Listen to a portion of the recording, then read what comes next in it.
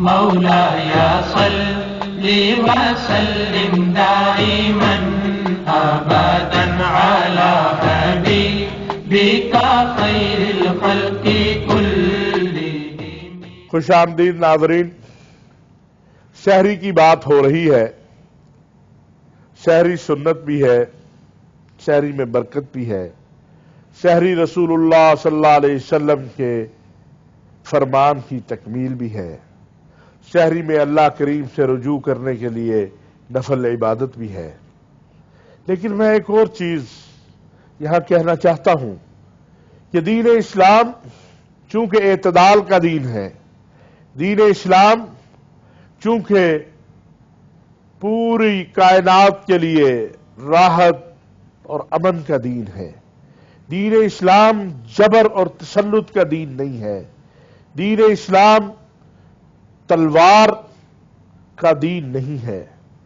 دین اسلام میں جہاد ہے، جہاد اسلام کا اہم جز ہے، لیکن دین اسلام میں یہ بھی ملتا ہے کہ رسول اکرم صلی اللہ علیہ وسلم کے پاس ایک صحابی کا واقعہ ہے.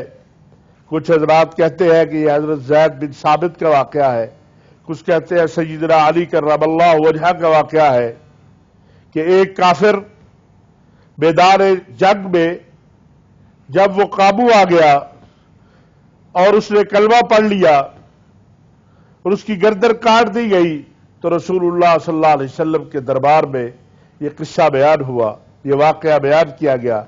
تو رسول اللہ صلی اللہ علیہ وسلم نے غصے سے کہا، حل شققت قلبہ، کیا تم نے اس کا دل پھاڑ کر دیکھا تھا کہ وہ سچا مسلمان ہوا ہے یا خوف سے مسلمان ہوا ہے؟ آج ہماری بدقسمتی یہ ہے کہ ہم اپنے آپ کو دلوں کا حال جاننے والا ثابت کرنا چاہتے ہیں، دین اسلام سے اپنی مرضی کی خواہشات اور اپنی مرضی کے فتاوی جات چاہتے ہیں. حقیقت حال میں دین اسلام تو اتنا راحت و اعتدال والا دین ہے کہ جس کا اظہار یہ سحر اور افطار سے ہوتا ہے کہ سحری کھا لو، کہیں تمہارے اعصابی قوت جو ہے وہ جواب نہ دے جائے،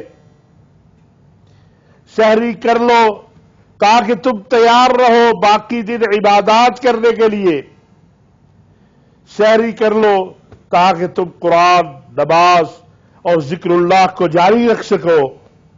یہ اعتدال ہے. ورنہ کہا جاتا جس طرح پہلی امتوں کا افطاری سے افطاری تک روزہ ہے تمہارا بھی یہی ہے، تو ہم اللہ کے اس حکم کو بھی تسلیم کرتے. لیکن دین اسلام جو محمد عربی صلی اللہ علیہ وسلم لے کر آئے، پہلے انبیاء کا بھی یہ دین جو تھا وہ اسلام ہی تھا، لیکن رسول اللہ صلی اللہ علیہ وسلم رحمت للعالمین ہے. وہ کافر ہے، وہ مشرک ہے، وہ یہودی ہے، وہ نصرانی ہے، وہ مجوسی ہے، وہ کوئی بھی ہے، رسول اللہ صلی اللہ علیہ وسلم اس کے لیے رحمت ہی رحمت ہے اور اللہ رب العالمین ہے. اگر رسول اللہ صلی اللہ علیہ وسلم کفار کے لیے رحمت نہ ہوتے تو طائف میں یہ دعا کبھی نہ کرتے، اللہم اہدی قومی فانہم لا یعلمون. وہ جو پتھر مارنے والے تھے، جو خون بہانے والے تھے، ان کے لیے بھی دعا کی.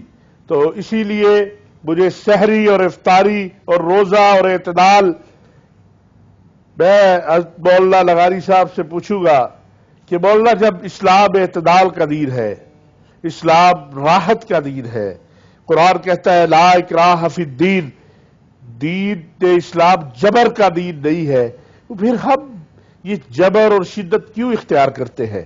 محترم اشرفی صاحب، گزارش یہ ہے کہ ہم دین کے اصل راستے سے ہٹ گئے ہیں.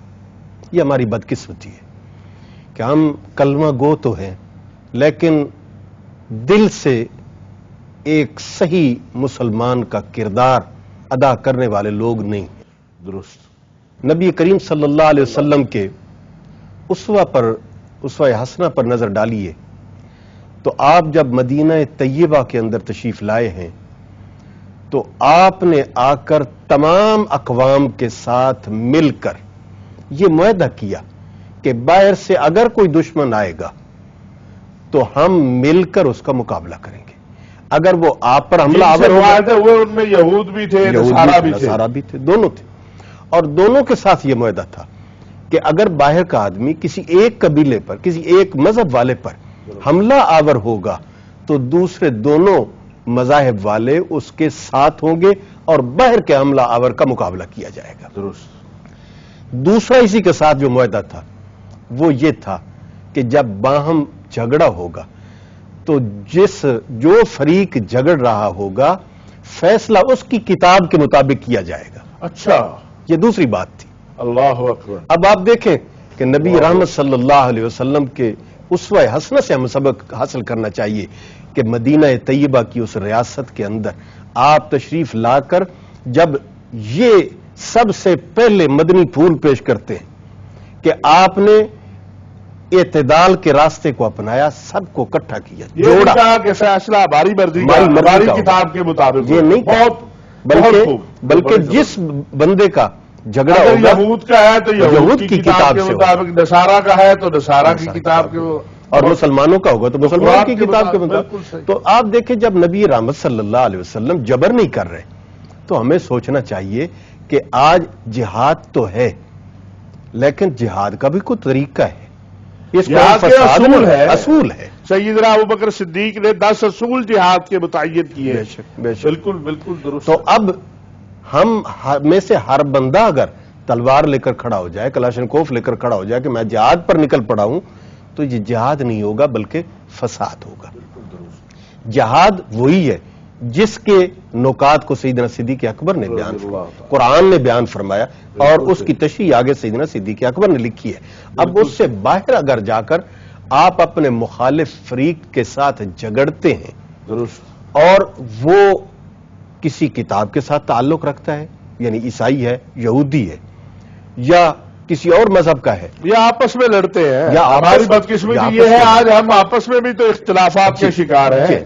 ہمارے اس معاشرے کے اندر، ملک کے اندر یہاں تمام تر لوگ بستے ہیں اور ہمیں ریاست مدینہ سے سبق حاصل کرنا چاہیے کہ آقا علیہ الصلوۃ والسلام اگر آپ کے پاس عیسائی آتے ہیں تو آپ چادر بچھا دیتے ہیں ان کے لیے، مسجد کے اندر بلا کر ان سے مذاکرات کر رہے ہیں، ان کو عبادت کی اجازت دیتے ہیں.